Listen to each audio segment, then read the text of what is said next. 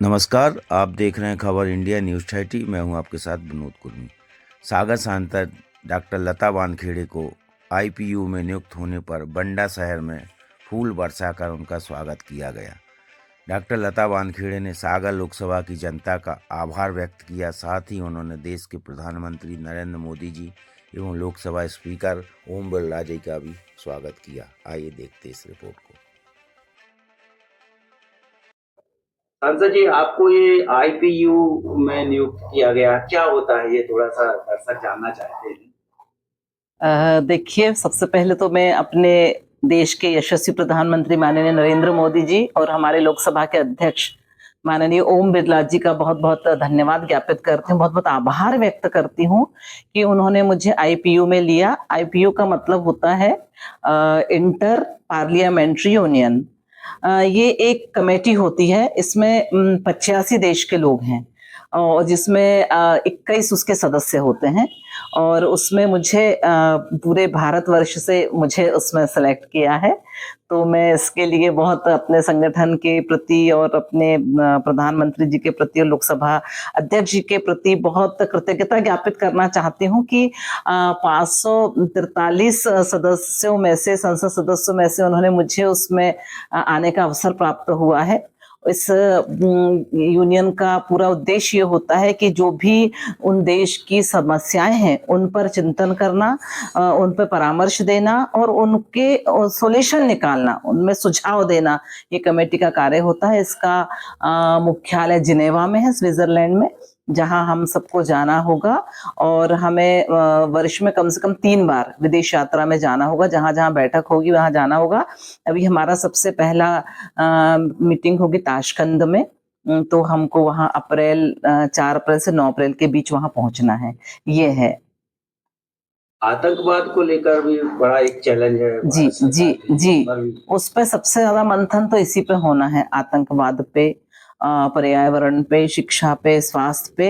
लेकिन मेन मुद्दा उसमें जो है वो आतंकवाद का है कि हम अपने देश को किस तरह से आतंकवाद से सुरक्षित रख सकते हैं। तो सांसद जी, किन किन देशों में, मतलब अभी तो ये ताशकंद हो गया, इसके बाद अगला टर्म कब आएगा?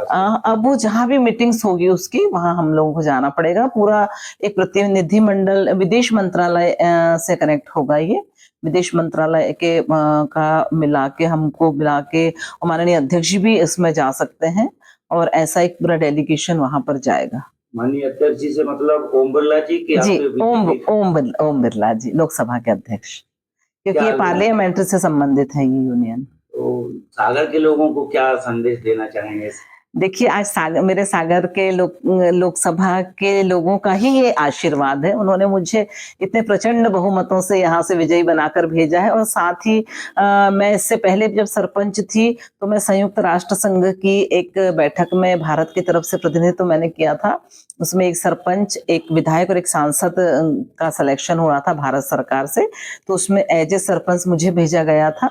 तो तब भी मुझे एक वहां अनुभव मिला था कि किस तरह से संयुक्त राष्ट्र संघ की बैठक को अटेंड किया जाता है, किस तरह से उसमें विषय आते हैं। तो उसी अनुभव के आधार पर शायद मुझे इसमें आने का अवसर प्राप्त हुआ है। लेकिन उस बार तो यूपीए गवर्नमेंट ने शायद आपको भेजा था। जी, इस बार जी, मैं सरपंच लगातार 3 बार सरपंच रही। और जब हर 24 अप्रैल को जब दिल्ली में एक पर्व मनाया जाता है, पंचायती राज का स्थापना दिवस मनाया जाता है, उसमें मैं हर वर्ष प्रतिनिधित्व करती थी, अपने जिले से जाती थी सांसद के रूप में। तब मैं वहां पर, मेरा संवाद होता था लोगों से, मैं वहां स्पीच भी देती थी। तो शायद मैं सरकार ने उसी समय मुझे देख के मेरा सिलेक्शन उसमें किया था। संसद जी, आपने लोकसभा में भी ग्रामीण क्षेत्र को लेकर एक चिंता व्यक्त की है और उनको स्मार्ट विलेज बनाने के लिए भी आपने सरकार से आग्रह किया है। देखिए, चूंकि मैंने ग्रामीण जीवन लंबे समय तक जिया है, मैंने ग्रामीण भारत का लंबे समय तक प्रतिनिधित्व किया है। मैं 5 साल पंच रही हूँ, 15 साल सरपंच रही हूँ, तो मैंने बहुत पास से ग्रामीणों का जीवन देखा है। इसलिए मुझे लगता है कि जब तक हमारे विलेज स्मार्ट नहीं होंगे तब तक हम शायद जिस विकास का हम आज की हमने, हमारे प्रधानमंत्री जी ने सोच बनाई है, विकसित भारत के संकल्पना जो उन्होंने की है, उसको हम तभी साकार कर पाएंगे जब हमारे ग्राम, हमारे विलेज स्मार्ट बनेंगे।